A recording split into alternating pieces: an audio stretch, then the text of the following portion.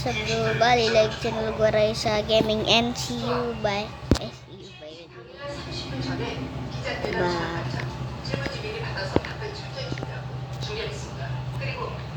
Nah, ayo kita Jadi siapa tahu nasibku berubah. EBE mencepat dulu resep kok ini Istri dari mama mertua adik ipar kakaknya nenek tiri aku yang paling bungsu. kencang kali gua.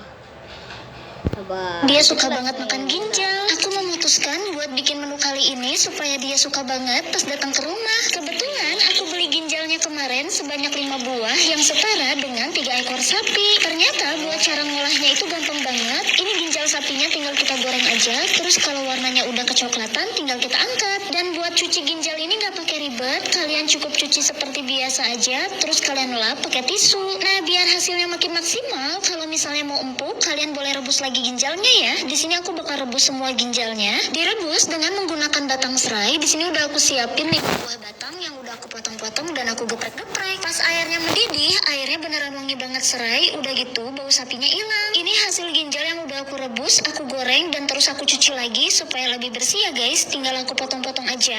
Buat cara potongnya di sini sebenarnya nggak ada aturan. Kalian boleh potong sesuai selera. Tapi karena aku orangnya gabut banget, jadi di sini aku potong-potong ginjalnya sesuai dengan bulatan-bulatan ginjal itu guys. Dan si bentuknya beneran lucu banget, hampir mirip sama kelereng. Nah ternyata di dalam ginjal itu terdapat banyaknya lemak sapi guys. Kalian bisa lihat talanannya itu beneran putih-putih gitu karena si lemak sapinya.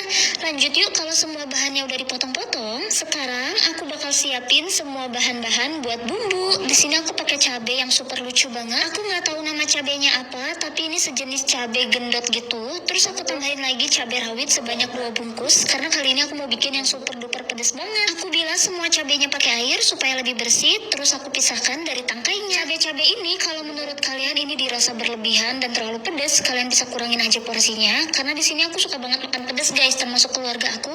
Jadi aku bikin yang super duper hot banget supaya motongnya jauh lebih cepat. Jadi si cabai rawit domba ini aku susun di dalam lingkaran, terus aku potong-potong aja. Lanjut buat potongan cabai gendotnya, aku bakal belah 2 dulu dan aku iris-iris. Kalau udah, ini opsional aja. Aku pakai cabai rawit hijau supaya warnanya lebih bervariatif. Siapkan sebanyak 10 siung bawang putih dan juga 13 siung bawang merah. Iris-iris semua bawangnya setipis mungkin atau kalian boleh cincang. Setelah diiris-iris, aku bakal beresin dulu kulit bawang putih dan juga bawang merahnya. Lanjut yuk, kita siapin 1 buah kompor dan juga 1 katel. Panaskan minyak sayur, kemudian tumis semua bawang ini sampai beneran setengah matang gitu. Kalau udah agak setengah matang, aku bakal masukin cabai-cabean yang udah aku potong-potong. Nah biasanya buat masak jeroan, aku suka banget pakai bumbu yang super banyak supaya bau dari sapinya itu hilang guys. Terus aku juga bakal masukin 3 buah tomat yang udah aku iris menjadi tipis-tipis dan aku tumis kembali. Lanjut kita masukin yuk ginjal sapi yang udah kita potong-potong, dimasukin aja semuanya. Tekstur dari ginjal sapi ini tuh mirip banget sama ampela ayam. Jadi kalau kalian makannya geli, kalian anggap aja kalau kalian lagi makan ampela ya. Oke, sekarang tinggal kita tambahkan 150 ml air, juga penyedap rasa dan sedikit MSG. Kasih kurang lebih sebanyak 5 sendok makan saus. Kalau kalian mau skip sausnya boleh ya, tapi menurut aku makin lengkap kalau tambahin saus. Karena rasanya itu jauh lebih melekat dan menempel ke si ginjal sapinya. Kalian boleh cobain resep aku yang satu ini dan pas kalian coba, aku yakin deh kalian mau nambah lagi. Selamat mencoba. Istri dari mama mertua adik ipar kakaknya nenek. Tadi malam mama mertua aku marah gara-gara aku minta uang terus sama suami. Padahal uang yang aku minta itu aku belikan bahan-bahan pokok buat makan di rumah bareng-bareng. Terus mama mertua aku akhirnya minggat dari rumah gara-gara katanya kelakuan aku yang kurang ajar. Hasil aku coba bikinin roti goreng kayak gini buat mama mertua. Di rumah aku bakal masak lidi yang super hitam banget dan juga beberapa makaroni yang bentuknya super duper lucu. Karena masaknya nggak boleh disatuin, jadi di sini aku pakai panci yang sekatiga gitu supaya lebih cepat. Di sini aku angkatnya satu persatu dan pelan-pelan karena aku takut airnya ikut masuk ya guys. Jadi kalau bisa airnya jangan ikut masuk ke dalam baskom. Sekarang sambil nunggu dingin, aku mau coba parut setengah blok keju aja. Aku tambahin sekitar 250 ml susu UHT dan dan juga saus spaghetti. Karena ditambahin lagi kuah-kuahan, jadi di sini aku nggak yakin kalau rasanya bakal lebih kerasa.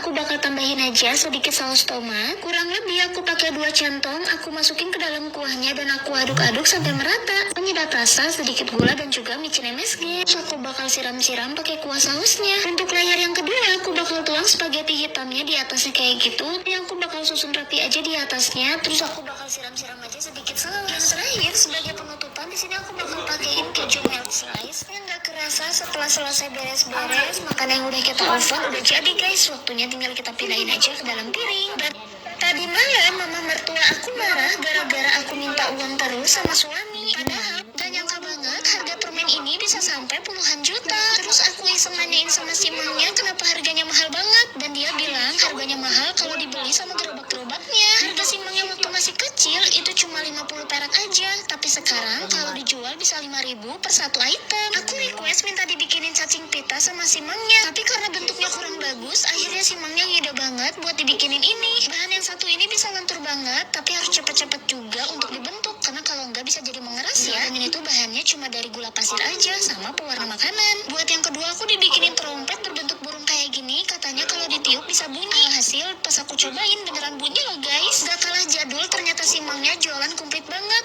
Aku beli rambut nenek yang terbuat dari gula merah kayak gini. Terus tinggal digulung-gulung aja sampai membentuk rambut. Dulu aku pikir yang putih-putihnya itu susu, tapi ternyata ini adalah tepung ketan yang disangrai gitu. Sekarang di sini aku bakal liatin juga beberapa permen yang dibikin sama si mamnya. Ada rasa strawberry, rasa melon, dan juga rasa blueberry. Tinggal ditaburin aja ke bubuk-bubuk asam kayak gini. Terus tinggal dimakan aja deh. Gak kenyang kalau cuma makan permen doang. Akhirnya aku memutuskan buat ke tukang lumpia basah dan aku beli lumpia pakai telur yang super banyak banget. Terus telur-telur ini tinggal ditaplukin aja ke atas kulit lumpia dan ditaburin tauge kayak gini. Si mamnya unik banget ya. Nah biar makin ekstra telur, sekarang si mamnya bakal tumis 2 butir telur yang udah disiapin. Terus tinggal dicincang-cincang gitu. Kalau telurnya udah matang, sekarang tinggal ditambahin aja tauge-tauge yang tadi udah kita simpan di atas kulit lumpia. Udah gitu tinggal dicampurin lagi semuanya. Tunggu taugenya sampai matang. Kalau taugenya udah matang, tinggal ditambahin aja sedikit cabai. Udah gitu tinggal diaduk-aduk lagi. Dan di sini juga si mamnya bakal tambahin pakai labu siam yang udah direbus pakai gula merah. Kalau udah, sekarang di sini si mamnya mau ngolesin si kulit lumpianya itu pakai gula merah yang cair gitu atau kental. Itu bahannya terbuat dari gula merah dan juga tepung tapioka atau tepung maizena. Tuang toge yang udah ditumis tadi ke atas kulit lumpianya satu persatu. Kalau udah, tinggal langsung digulung-gulung aja yuk. Si mamnya pas ngegulungnya itu beneran handal banget, kayak yang enak gitu loh guys. Padahal ini tuh panas banget kalau dipegang. Nah biasanya kalau aku udah makan lumpia yang satu ini tuh beneran kayak banget. Karena rasanya selain enak itu bikin lapar. Selain itu, sekarang aku tinggal sama mama mertua. Dia juga bikin makanan yang katanya dia suka banget, yaitu pakai terigu kayak susu. Rasa yang kedua ini pakai pisang dan juga blueberry. Dan coba aku request buat ditambahin pakai keju parut biar rasanya makin enak. Buat bungkusannya itu unik banget. Simpelnya itu pakai kertas yang warna kuning kayak gini, terus tinggal dilipat-lipat aja. Nah kalau si crepesnya juga udah dilipat, tinggal dituang aja ke dalam kertasnya. Biasanya tukang crepes kayak gini tuh adanya di sekolahan-sekolahan SD ya, karena aku suka banget masak. Jadi biasanya aku suka bikin selai sendiri dan aku bawa ke tukang crepes kayak gini dan minta diolesin sama si mamnya. Gimana, pedagang kaki lima tuh beneran baik banget ya. Selamat mencoba, semoga resepnya bermanfaat ya guys. Gak nyangka pian hati pengen nagih utang sama yang kemarin janjinya minjem. Anaknya dari nenek mertua besan papa aku pengen dibikinin menu dari buah yang satu ini. Karena waktu ke pasar dia ngeliat buah stroberi yang super gede gini, makanya dia beli dan dia minta dimasakin menu yang super. Jadi istrinya papa aku kemarin aku ke rumah mama mertua cuma mau minjem tempat nasi kayak gini. Terus dia tanya kenapa aku pinjem tempat nasinya aja dan aku bilang Wah, meja di aku belakang lagi ini rusak. banget. Padahal sebenarnya meja ini kalau rusak itu. udah kayak gini tinggal kita goreng aja sampai dianya mengeras dan warnanya berubah menjadi kecoklatan. Siapkan 250 gram tepung terigu, 30 gram gula dan setengah sendok teh ragi instan. Tambahkan kuning telur dan juga 150 ml air susu, 50 gram margarin dan juga garam. Udah gitu kita uleni sampai kalis ya. Potong menjadi 15 bagian. Buat donat yang udah kita diamkan tadi, sekarang tinggal aku goreng aja. Untuk gorengnya di sini aku pakai api kecil. Buat bikin saus glaze-nya, di sini aku bakal bikin sesimpel mungkin. Aku pakai maifla. Maifla adalah saus pelengkap puding berbentuk bubuk instan yang dikemas dalam saset. Ini aku bikinnya rasa vanila dan juga coklat. Buat cara bikinnya gak harus dimasak ya, tinggal dituang aja pakai air panas sebanyak 200 ml. Terus tambahan toppingnya aku bakal pakein meses dan juga coklat batang yang udah diparut. Kemarin aku ke rumah mamah mertua cuma mau minjem tempat nasi kayak gini. Guys, aku baru tahu ternyata pohon buah melon di rumah udah berbuah. Karena kulit buahnya warna hijau, jadi di sini aku putusin buat goreng biar warnanya mateng kayak gini. Biar pas dipotong gak licin, jadi di sini buat minyaknya bakalan aku lap dulu. Kemudian ini tuh bakalan aku potong-potong. Biar mudah, di sini aku bentuk dulu pakai bentuk bintang, kemudian aku potong dadu. Di sini juga aku udah siapin mayones yang bakalan aku bekuin, tapi sebelumnya aku tuang dulu ke dalam cetakan. Karena nunggu bekunya lumayan lama, jadi di sini aku bakalan bikin dulu jelly. Aku tuang 1 bungkus jelly, kemudian aku tambahin secukupnya gula putih, dan ini tuh tinggal langsung dimasak sampai mendidih. Nah kalau udah, ini jelinya tinggal langsung disisihkan aja ke dalam tempat kayak gini. Dan di sini juga aku bakalan siapin buah-buahan. Karena kebetulan di dalam lemari kulkas ada buah-buahan yang nganggur guys. Jadi di sini sekalian bakalan aku olah. Aku iris tipis-tipis. Kalau udah ini tuh tinggal langsung dicuci aja ya guys. Dan di sini juga aku udah punya melon sisa. Ini melon dari seminggu lalu udah tergeletak di kulkas guys. Jadi kali ini aku bakalan satuin aja. Di mangkuk berbeda aku tuangin susu kental manis dan aku campurin sama mayones yang udah tadi aku simpan di dalam kulkas. Kalau udah ini tuh aku sisihin dulu. Dan yang paling istimewa di sini aku bakalan tambahin pino es serut buah. Kalian harus tahu pino es serut buah ini kesegaran buah dari alam yang kayak vitamin loh. Di sini juga aku bakalan kasih tahu cara buka pino es serut buah. Ini tuh tinggal dicolok pakai sendok gergajinya. Nah ini dia yang paling seru, nyerutnya segar esnya. Dan pastinya pino es serut buah ini gak bikin batuk loh guys. Nah di sini buat pino es serut buahnya bakalan langsung aku tuangin ke dalam baskom. Dan aku bakalan satuin sama susu kental manis dan mayones yang tadi. Gak lupa juga di sini aku tambahin parutan keju. Dan buat jelly yang tadi ini tuh tinggal langsung dituangin aja. Disusul tuang juga sama buah-buahan yang tadi ya guys. Ini tuh tinggal langsung dituangin aja gerombolan kayak gini. Dan kalau udah ini tuh tinggal langsung diaduk-aduk aja. Dan di sini aku bakalan tuangin ke dalam toples kayak gini guys. Biar makin segar banget, di atasnya aku kasih pino es serut buah lagi guys. Dan gak lupa aku kasih topping keju. Ini tuh segar banget, apalagi kalau disajiinnya bareng keluarga. Kalau cuma punya 4 bahan ini di rumah, jangan diambilin guys. Mending Ibu-ibu di rumah udah paling sayang banget sama suaminya kalau masakin menu yang satu ini. Di sini aku punya ikan.